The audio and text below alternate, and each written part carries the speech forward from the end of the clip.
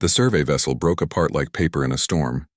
Metal screamed against metal as the hull tore open, and David Reed felt his stomach drop as the small ship tumbled through the atmosphere of Frostholm 7. His fingers worked the emergency controls, but nothing responded. The engines were dead. Life support flickered and died. All he could do was grip the chair and pray the landing would be soft enough to survive. It wasn't soft, but he survived. David crawled from the wreckage, his ribs screaming in protest. Blood ran down his face from a cut above his eye, freezing almost instantly in the brutal cold. His ship lay scattered across the ice like broken toys, smoke rising from the ruined engine core. He stumbled to the cargo bay and pulled out what he could salvage: a medical kit, emergency rations for 3 days, a thermal scanner, and a heating unit that flickered weakly in his hands. The planet stretched endlessly in every direction. Ice and snow, broken only by massive crystalline formations that caught the light of the distant sun. Beautiful and deadly, David checked his emergency beacon, but the display showed nothing but error codes. The crash had destroyed it completely. No one was coming. No one even knew where he was. 3 days of food, a failing heating unit, and temperatures that would kill him in hours if he lost shelter. David dragged himself to a nearby ice formation and set up a basic camp. His hands shook as he activated the heating unit, watching the weak orange glow with desperate hope. He ate half a ration bar, treated his wounds with numb fingers, and tried to think. The survey mission had been routine. Map the planet, check for resources, move on. Now he was stranded on a world no human had ever walked before. Night fell fast on Frostholm 7. The temperature dropped so quickly David could hear the ice cracking around him. He huddled close to the heating unit, wrapping himself in emergency blankets that felt paper-thin against the cold. His breath came in clouds of white vapor. His injured ribs made every breath hurt. Sleep seemed impossible. Then he heard it, a sound unlike anything David had ever heard before. It started low, like wind through a canyon, then rose into something that made his chest tighten. Voices. Dozens of voices, maybe more, all crying together in perfect harmony. The sound was so full of grief that David felt tears freeze on his cheeks before he even realized he was crying. Every instinct told him to stay hidden. Unknown planet, unknown creatures, injured and alone. But the sound pulled at something deep inside him. That wasn't just noise. That was mourning. That was loss. That was pain he recognized in his own bones. David stood on shaking legs and followed the sound. The ice canyon opened before him like a wound in the planet's surface. Massive walls of crystal rose on either side, catching starlight and throwing it back in shades of blue and silver. And there in the center of the canyon, David saw them. Dragons, 20 of them, maybe more. Each as large as his destroyed ship, with scales that looked like living crystal. They formed a circle around something. Their long necks bowed, their wings folded against their bodies. The sound came from them, from their throats, a chorus of grief that echoed off the ice walls and seemed to shake the very ground. David's legs nearly gave out. Dragons. Real dragons. Not the legends from Earth, but living creatures of impossible size and beauty. Their scales reflected the starlight, making them look like they were made of the ice itself. Some had horns that curved like frozen waves. Others had spines along their backs that glowed faintly in the darkness. He should have run. Should have hidden. Should have done anything except step closer. But David stepped closer. In the center of their circle lay a nest, and in that nest, David saw dozens of small forms lying perfectly still. Hatchlings, baby dragons, each no bigger than a large dog, their scales dulled and their bodies frozen in the positions they had died in. Some were curled together as if trying to share warmth. Others lay with their tiny wings spread, as if they had been trying to fly away from the cold that killed them. The adult dragons mourned around them, touching the dead hatchlings with their snouts, making sounds that tore at David's heart. One massive dragon, larger than the others with silver scales and scars across her face, stood at the head of the nest. Her golden eyes were fixed on the dead young, and her whole body shook with each breath. Then those golden eyes found David. He froze. The dragon's head turned slowly, her gaze locking onto the small human standing at the edge of the canyon. David raised his empty hands, though he knew it was useless. If she wanted to kill him, there was nothing he could do to stop her, but she didn't move toward him. She simply looked at him with those ancient eyes, And David saw something he never expected to see in a creature so alien. He saw grief. Raw, overwhelming grief that matched the sound still echoing from the other dragons' throats. She recognized him as another living thing. Not food, not threat. Just another creature in a cold universe. The dragon turned back to the nest. The other dragons had noticed David now, but none of them moved toward him. They simply returned to their mourning, their cries rising and falling in waves of sound that made the ice beneath David's feet vibrate. David's thermal scanner hung from his belt. His hands moved without conscious thought, pulling it free and activating it. He pointed it at the nest, at the still forms of the dead hatchlings. The screen showed what he expected, cold. Frozen solid. No life signs. Then he moved the scanner deeper into the nest. 3 readings. Faint, growing weaker by the moment, but there. 3 eggs buried beneath the bodies of their siblings, still pulsed with heat. Still lived. David looked at the scanner, then at the dragons, then back at his makeshift camp where his heating unit waited. 3 days of power left in that unit. 3 days of warmth that might keep him alive long enough for a miracle rescue that would never come. Or 3 eggs that might live if someone helped them. The silver dragon watched him with those knowing eyes. David made his choice. David took 3 steps toward the nest before the dragons moved. 2 younger ones, their scales the color of ice at dawn, stepped into his path. Their throats glowed orange from within, and David could feel heat radiating from their mouths. One wrong move and they would burn him to ash. He stopped and raised his hands higher. His thermal scanner dangled from one hand, its screen still showing those 3 precious life signs. David pointed at it, then at the nest, trying to make them understand. The scanner beeped softly, marking the fading heat signatures. The silver dragon made a sound. Not the morning cry from before, but something else. A rumble that David felt in his chest. The 2 younger dragons stepped aside immediately, though their eyes never left him. David moved forward slowly. Each step felt like it took forever. The morning dragons watched him, their massive heads turning to track his movement. He could see their eyes now, dozens of them, all different colors. Golden green and deep blue, all filled with the same desperate hope mixed with suspicion. He reached the edge of the nest and looked down. The dead hatchlings were small, so much smaller than their parents. Their scales lacked the crystalline shine of the adults.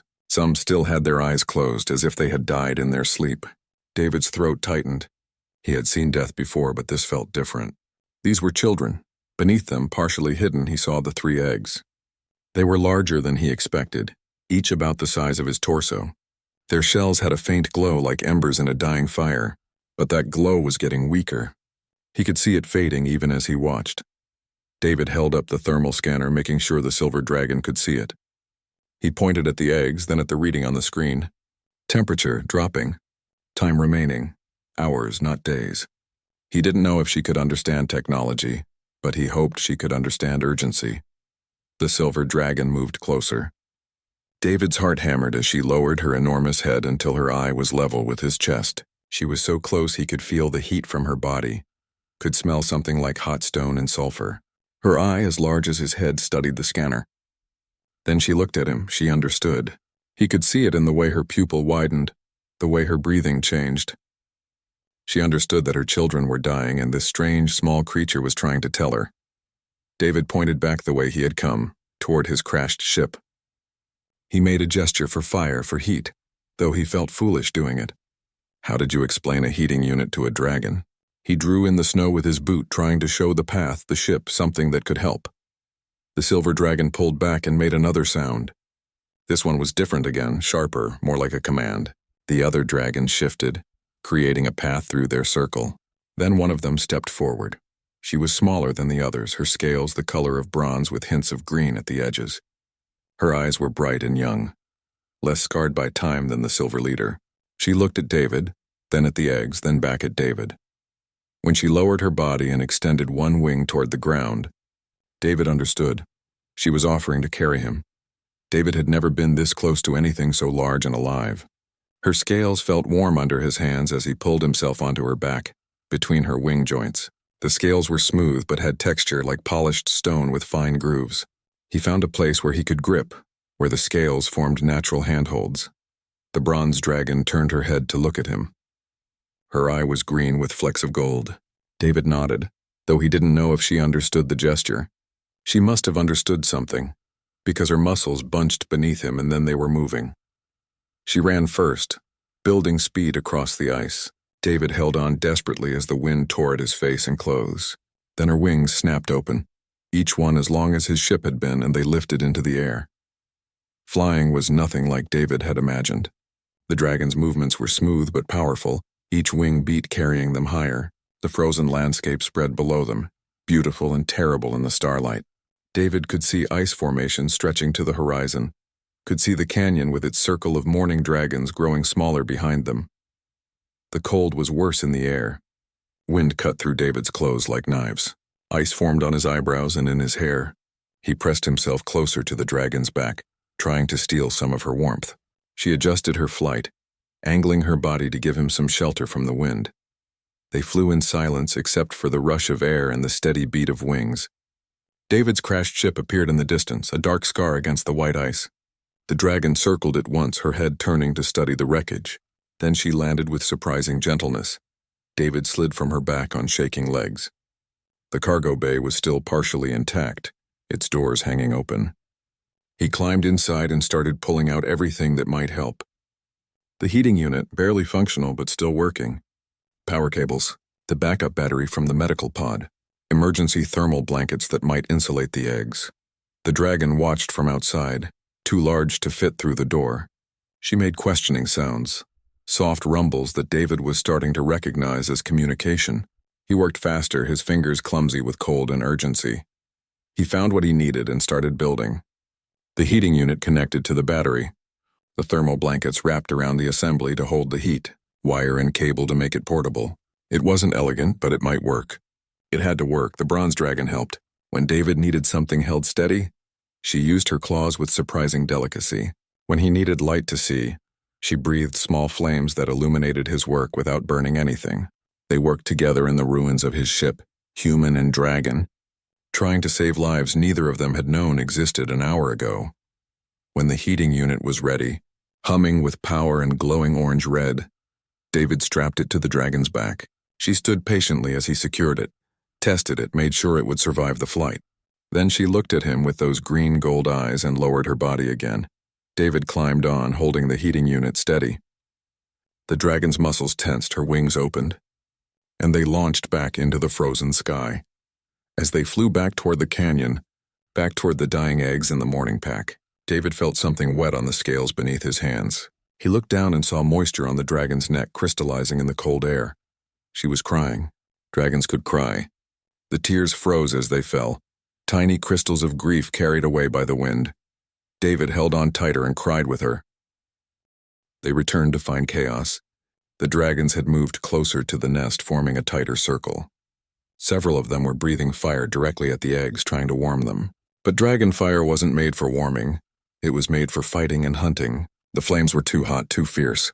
David could see scorch marks on the shells of the eggs, black spots spreading across the faint glow. The bronze dragon landed hard, and David jumped from her back before she fully stopped. He ran toward the nest, shouting without words, just noise to make them stop. The dragons turned toward him startled. Some pulled their fire back. Others kept breathing flames, desperate and not understanding. David ran right into the circle. He could feel the heat singing his clothes and hair. His hands went up, waving, trying to get between the dragons and the eggs. One massive blue-scaled dragon swung his head toward David, fire building in his throat. For a moment, David thought he had made a fatal mistake. The silver leader roared. The sound was so loud that ice cracked and fell from the canyon walls. Every dragon froze, fire dying in their throats. She moved between David and the others, her body a living shield. Then she looked at him and stepped aside, giving him access to the nest. David dropped to his knees beside the eggs. Two of them had stopped glowing entirely. The third flickered so faintly he could barely see it. His hands shook as he checked the thermal scanner. The readings were bad. Worse than bad. Minutes, not hours. The dragon's desperate attempt to help had pushed the eggs to the edge. The heating unit was still strapped to the bronze dragon's back. David ran back to her, unhooked it with fumbling fingers, and carried it to the nest. It was heavy, almost too heavy, but adrenaline made him strong. He set it down in the center, right between the three eggs, and activated it. Nothing happened. David's blood turned to ice. He checked the connections, tapped the battery, adjusted the power flow. Still nothing. The impact from landing must have knocked something loose. He tore open the access panel, his fingers slipping on the cold metal. Inside, he could see the problem. A wire had come free, just one single wire, but it was enough to kill the whole system. The dragons pressed closer, watching.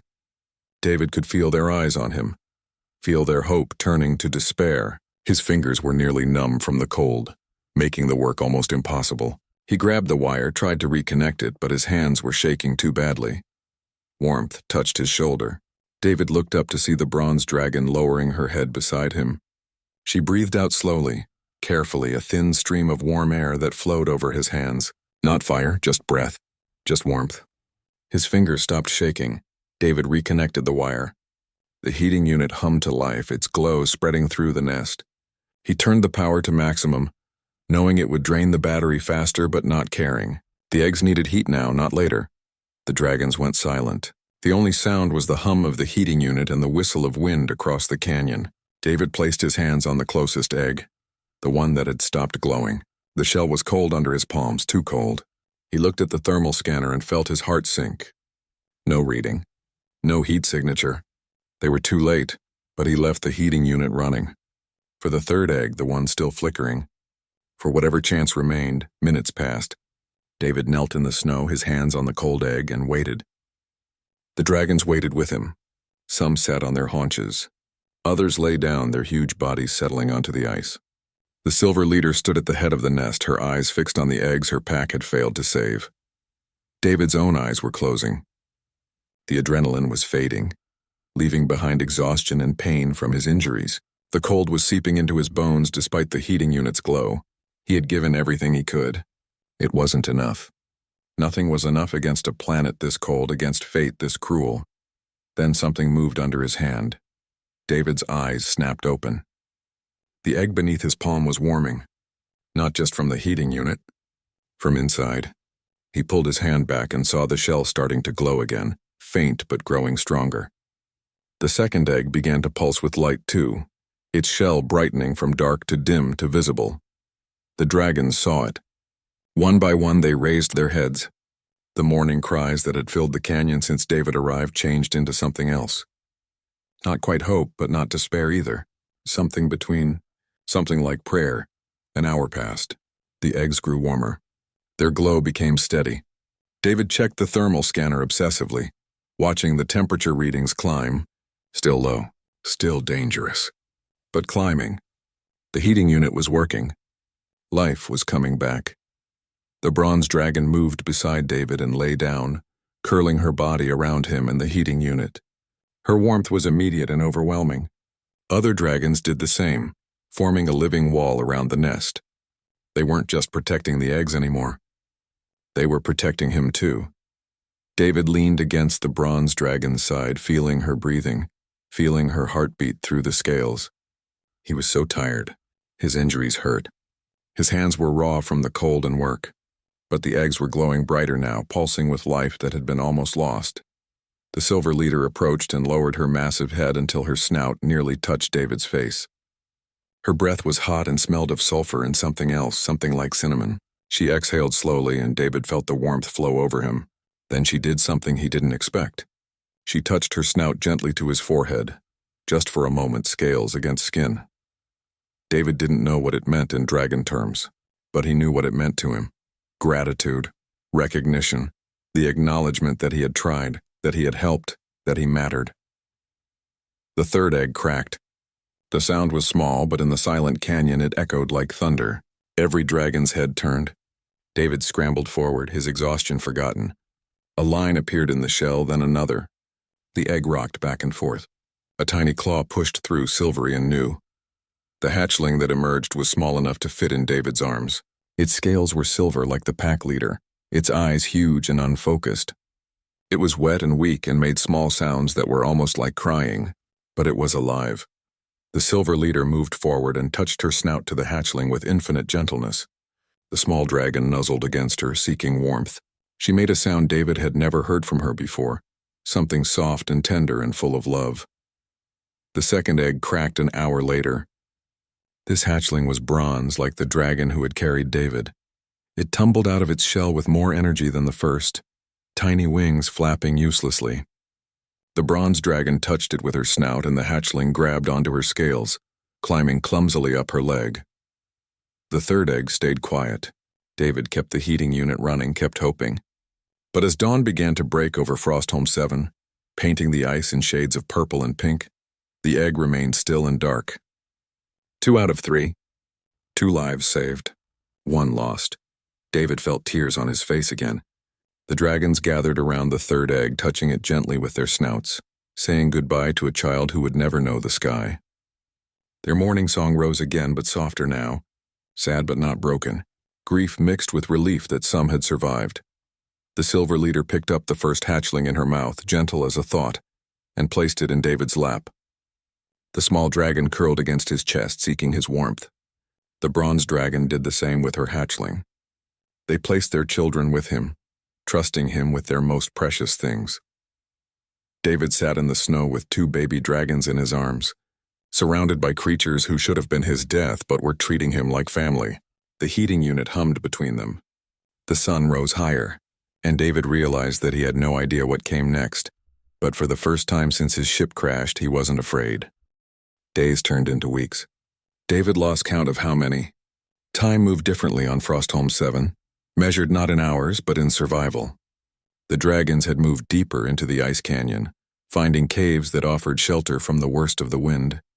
They brought David with them, carrying him when he was too tired to walk, sharing their warmth when the heating unit's battery finally died.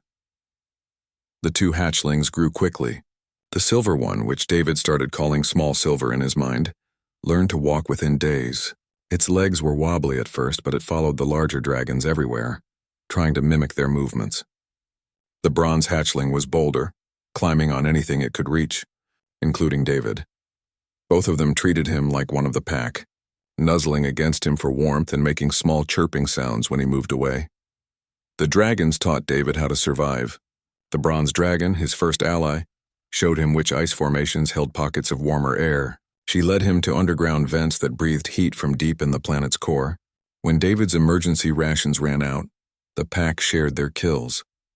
Strange creatures that lived beneath the ice, pale and eyeless, but with meat that David learned to cook over carefully controlled dragon fire. David learned their language, or at least parts of it. Dragons didn't speak in words like humans did. They communicated through sounds that ranged from deep rumbles to high whistles, combined with body movements and the way they held their wings. The bronze dragon was patient with him, repeating sounds until he could match them. When he got something right, she would touch her snout to his hand. The silver leader watched everything. She was old, David realized, older than the others by decades at least. Her scales had chips and cracks that told stories of battles and survival. She led the pack with a quiet authority that needed no words. When food was scarce, she ate last. When danger threatened, she positioned herself between the pack and the threat, and she watched David with eyes that seemed to measure his every action. One morning, David woke to find the pack preparing to move. They made sounds he was starting to understand meant travel, journey, migration. The canyon's thermal vents were cooling. He could feel it himself, the air getting colder each day. The pack needed to find new warmth, especially with the hatchlings still so young. David helped pack what little he had salvaged from his ship: tools, medical supplies, pieces of technology that might be useful. The dragons watched with interest as he worked, sometimes picking up items with their claws and examining them. Small Silver tried to eat a power coupling until David gently pulled it away. The journey across the ice was brutal. David rode on the bronze dragon's back while the pack flew in formation around them. The hatchlings were carried by older dragons cradled in their claws with careful gentleness. Wind screamed across the frozen plains. Snow fell so thick that David could barely see the dragon in front of him. His face went numb despite the scarf he had made from thermal blankets. His fingers ached even pressed against the bronze dragon's warm scales. They flew for hours. David's muscles cramped from holding on. His injured ribs, mostly healed, started to hurt again. Just when he thought he couldn't hold on anymore, the bronze dragon began to descend. Below them, David saw something that made his heart lift. Steam rising from cracks in the ice. A whole field of thermal vents, larger than any they had found before. The pack landed near the largest vent. Heat rose from the ground in waves, melting the snow into pools of water. It was the warmest David had felt since arriving on Frostholm 7. The dragons settled around the vents, some lying directly over them, others forming protective circles around the hatchlings. David slid from the bronze dragon's back and immediately collapsed. His legs wouldn't hold him. The flight had taken everything he had. He lay in the snow, breathing hard, feeling like he might never move again. Small Silver wobbled over and climbed onto his chest, its tiny body warm and surprisingly heavy. The hatchling curled up and went to sleep immediately. The bronze dragon made a sound that David had learned meant concern. He raised one hand to show he was okay, just tired. She lowered her head and breathed warm air over him until he stopped shivering. Then she lay down beside him, creating a windbreak with her body. That night, as the pack settled into their new home, David watched the stars. They were different from Earth's stars, different constellations telling different stories. He thought about his old life, the research missions that took him from planet to planet, the loneliness he had never quite admitted, the way he had always been moving, never staying, never connecting. He had told himself it was adventure, freedom. But maybe it was just running. Here, stranded and broken on the most inhospitable planet he had ever seen, David felt more at home than he had in years. The dragons didn't care that he was strange-looking, that he couldn't fly, that he needed technology to survive where they thrived naturally. They just cared that he had tried to save their children, that he stayed, that he helped. The Silver Leader approached in the darkness. David sat up, careful not to wake Small Silver. The pack leader studied him for a long moment. Then she did something she had never done before. She extended her claw and deliberately, carefully touched his forearm. Not hard enough to hurt, but hard enough to leave a mark. A thin line of blood welled up, bright red against his pale skin. David didn't flinch. He understood what was happening, even if he didn't understand the specifics. This was a ritual, a marking. The bronze dragon had told him stories through gesture and sound, stories of how the pack marked their own. Claws on scales leaving permanent patterns that told who you belonged to. But David didn't have scales. Just skin. The mark would scar, permanent and visible, a sign that he belonged to this pack. That he was one of them now, not just a guest or an outsider. The Silver Leader pulled back and made a sound. The other dragons responded, their voices rising in harmony. Not mourning this time. Something else. Acceptance. Welcome. The word that came to David's mind was home, though he didn't know if dragons had a word for that concept. The bronze dragon touched her snout to his hand. Small Silver woke up and chirped sleepily. The other hatchling climbed over and tried to fit in David's lap with its sibling. All around him, dragons settled in for the night, their breathing creating a rhythm like waves on a shore. David looked at the mark on his arm, red and stark. Tomorrow it would hurt. The day after it would scar. And every day after that, he would carry proof that he belonged to this pack, these dragons, this frozen planet that should have killed him but gave him family instead. He fell asleep surrounded by dragons, warmer than he had been in weeks, and dreamed of flying. 3 months after the crash, David had learned to read the sky. The way ice crystals formed in the air meant a storm was coming. The color of the aurora told him which direction the warmest winds would blow. The sound of ice cracking in the distance warned when the ground was unstable. He had become part of the planet's rhythm, learning to survive not despite Frostholm 7, but with it. The hatchlings were the size of horses now.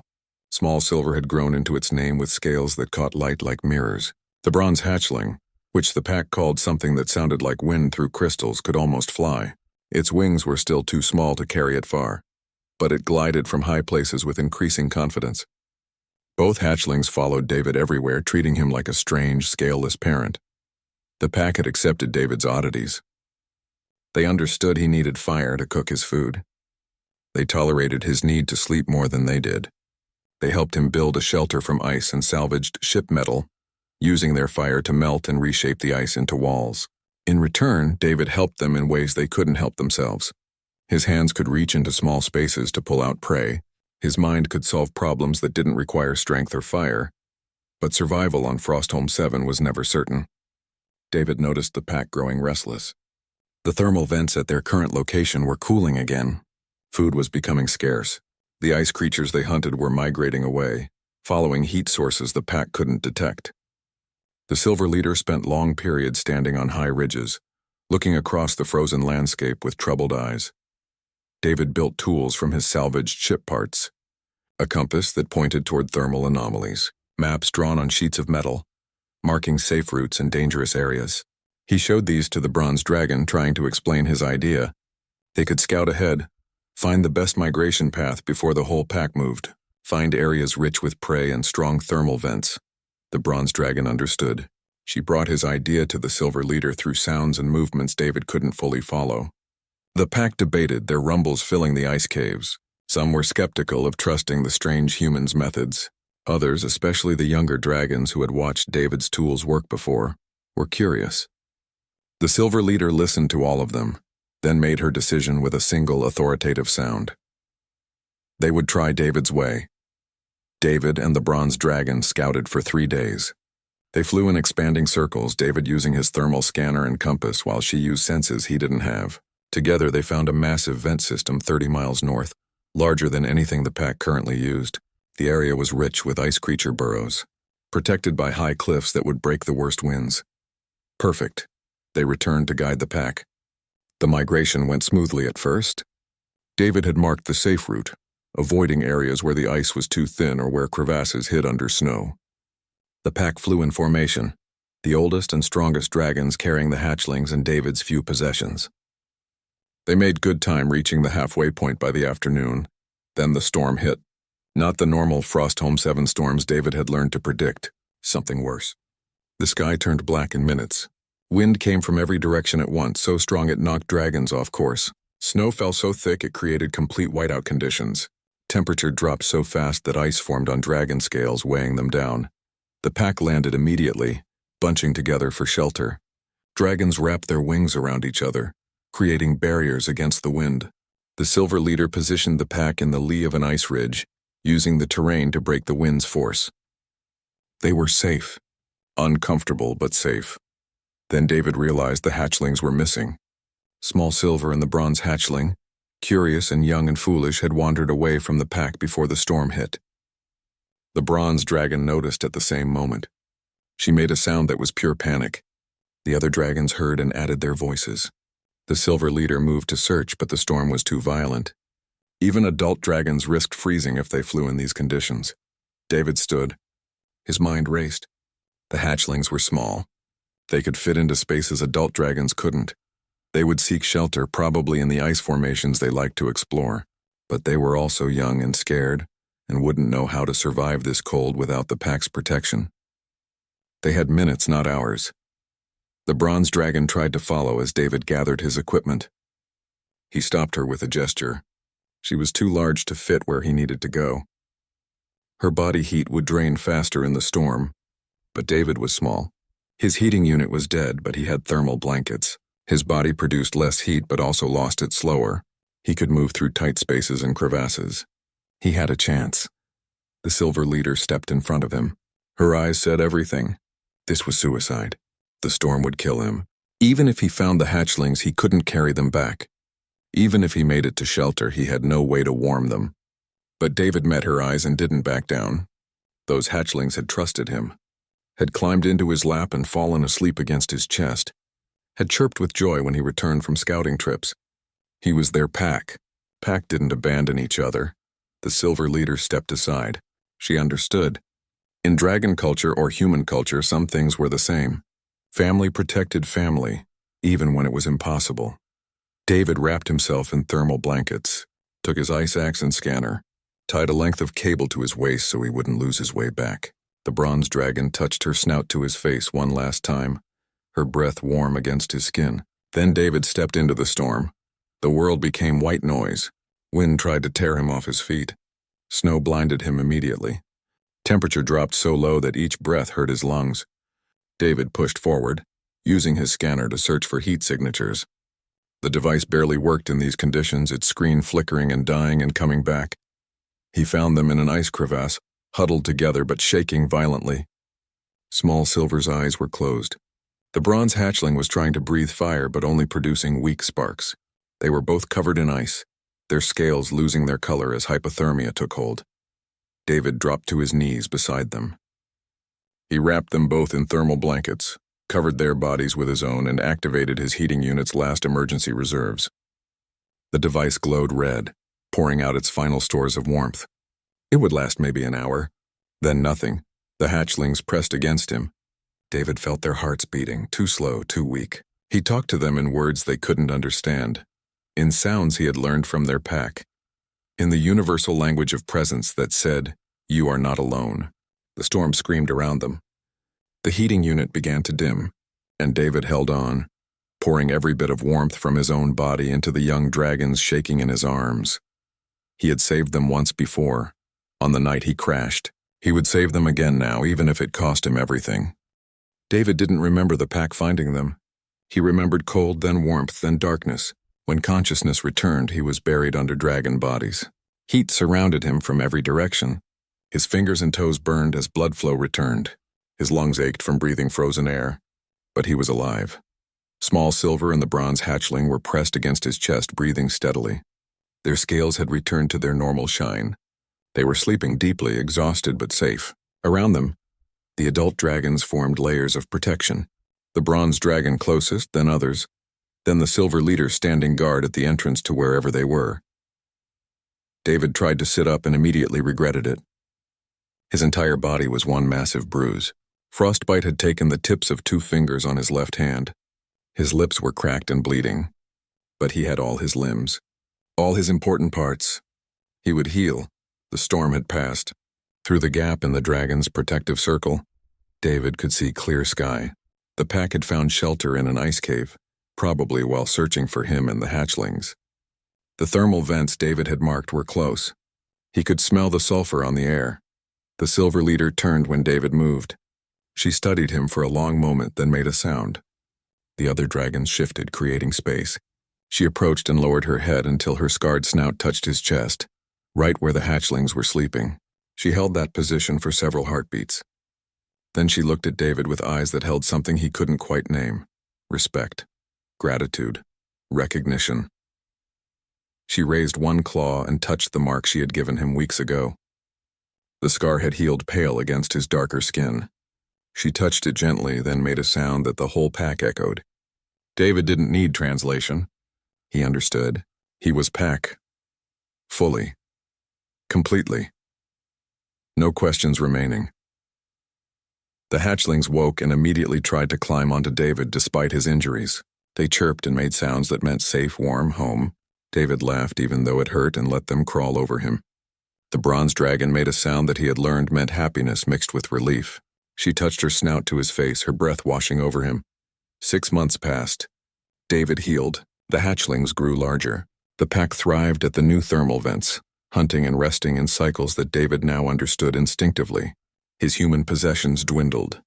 His clothes were replaced with layers of dragon-scale sheds that held heat better than any fabric. His tools were adapted from ice and stone instead of metal and plastic. He was becoming something new. Not quite dragon, not quite human anymore. Something between. Then one clear morning, David heard a sound that stopped his heart. Ship engines. High in the atmosphere, distant but unmistakable. A human vessel running survey patterns across Frostholm 7's surface. The pack heard it too. They reacted with alarm, gathering close, preparing to flee to deeper caves. They had never seen a human ship before, but they recognized predator sounds. The silver leader made sounds that meant danger, run, hide. David stood frozen. His people, his species, they were here, probably running the same survey mission he had been on 6 months ago. If he signaled them, they would land. They would rescue him, take him back to warmth and safety and civilization. Medical care for his frostbitten fingers, food that wasn't half-frozen prey, a bed that wasn't ice and dragon scales. The bronze dragon came to his side. She made a questioning sound. Her eyes held understanding. She knew what the ship meant. She was giving him a choice. No one would stop him if he wanted to signal. The pack would understand. They would let him go back to his own kind. David looked at the pack, the silver leader watching with ancient eyes. The younger dragons who had taught him to hunt. Small Silver and the bronze hatchling, now nearly adult-sized, who still slept pressed against him at night. The bronze dragon who had carried him through storms and across frozen wastes, who had learned to communicate with sounds and gestures, who had become something he had never had before. A true friend. He looked at his hands. The scar on his forearm. His clothes made from shed scales. His tools adapted from this world instead of brought from another. He thought about his old life. The loneliness he had never admitted. The way he had drifted from place to place, never connecting, never belonging. And he thought about the life he had now. Waking up warm in a pile of dragons. Teaching hatchlings to solve problems. Flying across frozen landscapes with the bronze dragon. Being part of something larger than himself. Being needed. Being home. The ship's engines grew louder. It would pass directly overhead in minutes. David could see it now, a dark shape against the blue-white sky. He had a signal flare in his emergency kit, salvaged from the crash. One flare, and they would see him. One flare and everything would change. David pulled out the flare. The bronze dragon made a soft sound but didn't move away. The pack watched, waiting. David held the flare in his hand, feeling its weight. His ticket back to human civilization, his escape from this frozen death world. He put the flare back in his kit, closed the container, sealed it. Done. The ship continued its survey pattern, unaware of the human standing on the ice below. Within an hour, it was gone. The engines faded to nothing. The sky was empty again except for ice crystals and aurora. The bronze dragon touched her snout to David's shoulder. She made a sound that he had learned meant question. Why stay? David looked at her, at the pack gathering around them, at the hatchlings bouncing with relief that the scary sound was gone. He tried to explain in the limited dragon language he had learned. Family, home, belonging. But the words weren't enough. So he did what dragons did. He touched his hand to her scales, leaned his weight against her side, and simply stayed. The silver leader made a sound. Not quite approval. Not quite surprise. Something that acknowledged choice and consequence. The pack relaxed. The moment passed. They returned to their routines as if nothing had happened, because for them nothing had changed. David was pack before the ship came. He was pack after it left. The choice he made didn't surprise them. It was what any pack member would do. Stay with family.